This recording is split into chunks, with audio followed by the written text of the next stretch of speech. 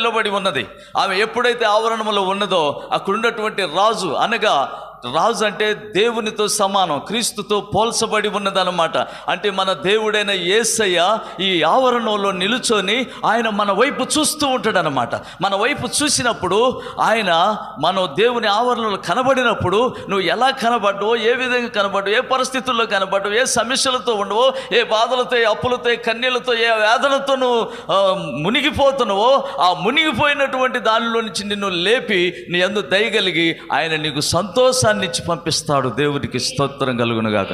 నీకు సంతోషం కలగాలంటే, నీకు ఆనందం కలగాలంటే, నీ కుటుంబంలో సమాధానం ఉండాలంటే, నీ కుటుంబంలో మేలుగా ఉండాలంటే, మీ కుటుంబంలో ఉన్నటువంటి ప్రతి సమస్యలు పోయి ఆశీర్వాదకరంగా నువ్వు ఉండాలంటే నువ్వు ఏం చేయాలి?